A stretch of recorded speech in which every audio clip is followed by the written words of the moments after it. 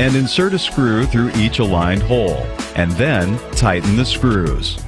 Now connect the coax to the coax port on the antenna and route the coax cable to the location of the power inserter. Connect the coax cable from the antenna to the ANT/AMP port of the power inserter and connect a coax from the TV tuner port of the power inserter to the antenna in port on your digital TV. Plug the mini USB into the USB PWR port of the amplifier and plug the regular USB into a USB port on the TV or into the 110 volt adapter. Finally, in your television setup menu, set the mode to antenna or air and run a channel scan on your television to find available channels. To receive the maximum number of channels in your area, you may need to reposition the antenna and repeat the channel scan on your television. Please refer to your manual for additional information, including safety tips and electrical grounding instructions.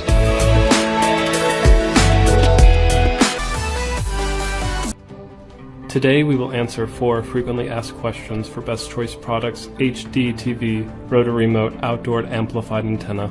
Before beginning, click the link in the description below to access the Federal Communications Commission's website to determine the signal reception for your area.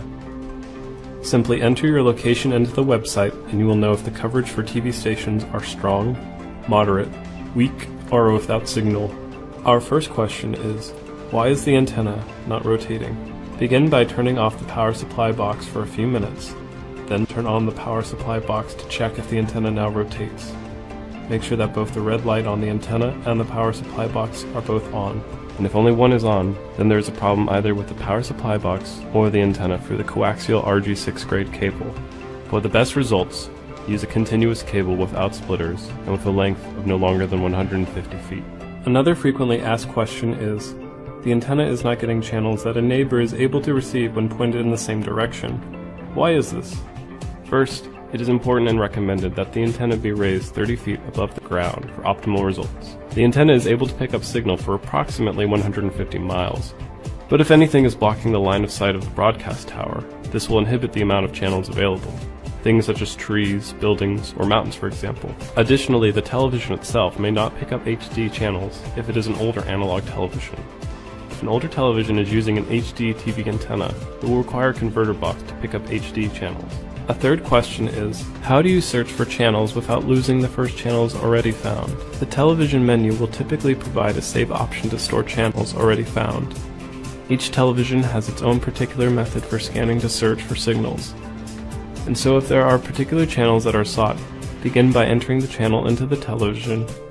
Next, rotate the antenna with either the remote or the button on the power control unit until the rotor motor stops. On the television menu, begin a scanning search until it is able to pick up the channel. If the channel you are searching for is still not found, check online at fcc.gov, link in the description, to know if the channel sought is available in your area. Our final question is, how can I hook up two televisions to the HD TV rotor motor antenna? To install a connection for two televisions will require an additional coaxial RG6 grade cable that will connect to the TV2 outlet. Best Choice Product HD TV rotor motor amplified antenna supplies only one cable, so additional cable will have to be purchased for the second television. Once the additional cable is acquired, simply connect it to the TV2 outlet in the power supply box and to the television. Both the power and the signal for rotating and scanning the antenna is supplied through the coaxial cable, and so splitting this cable will lower the power and signal connection to your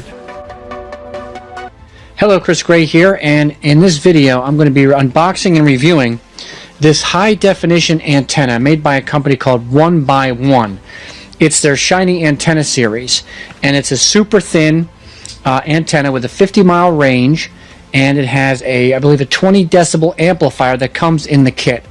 So if you're thinking about cutting the cable and trying to get some local channels, this would be a great way to do it.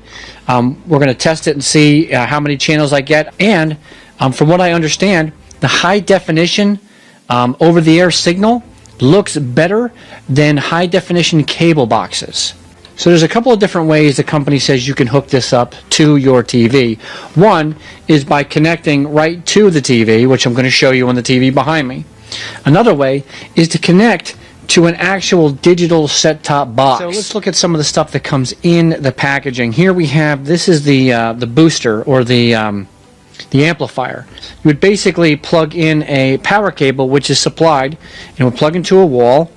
And here is a regular coaxial cable that would plug into your TV, and this way you can get an amplified signal. The only way you would need this is if you're having a hard time picking up a signal, depending on the distance you are from an antenna or from a high definition over-the-air source. Next, we have the power cable for the amplifier. It's a USB to a male end power connection, and it also comes with a wall adapter to change the power over from AC to DC, so you can plug this in using the USB connector. Okay, so next we have the actual antenna wrapped in plastic. Let me take some of this plastic off. This is the Shiny series, so I guess it's supposed to have like a shiny appearance. It also has these 3M tape stickers so that you can stick the antenna to a wall or to a window. There's also, you can actually buy an accessory where it'll hold the antenna, and you could actually put it on your entertainment area, or you could put it on a desk, more for like a stand. Also included in this kit are some instructions and some information. Now normally I just throw them off to the side, but these instructions seem to have some pretty useful information inside. It gives you an idea of how you can install said antenna. On the back of your TV, it may be slightly different, but you should have a coax cable input, just like if you were going to plug in a cable box into.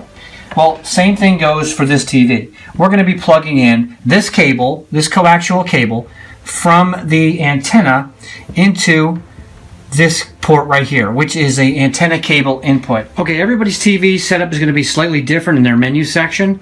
So what I did was I turned my input to the antenna and cable.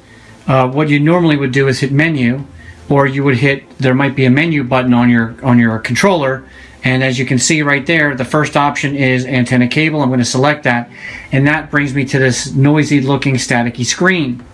Now from here I'm going to go into my menu, I'm going to installation, and like I said, your TV is going to be slightly different. And I'm going to scroll down to where it says channel tuning, and yours may say channel scan. And I'm going to select antenna over here and let the auto tuning commence. Now what's going to happen is the TV is going to scan and look for a bunch of different channels. Alright, so the antenna had found 28 different channels that I can use. What's cool about my TV is as I go into different channels, it'll show me the signal strength.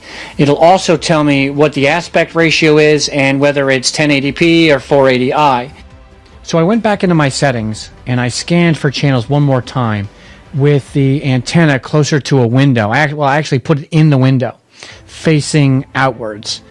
And when I rescanned, I was actually able to get even more channels. So I got like 52 channels. If you move the antenna to a better location, to an outside wall, and ideally to a window or even outside, although if you do this is an indoor version, so you might want to keep it like on the inside of the window. They do make outdoor versions as well.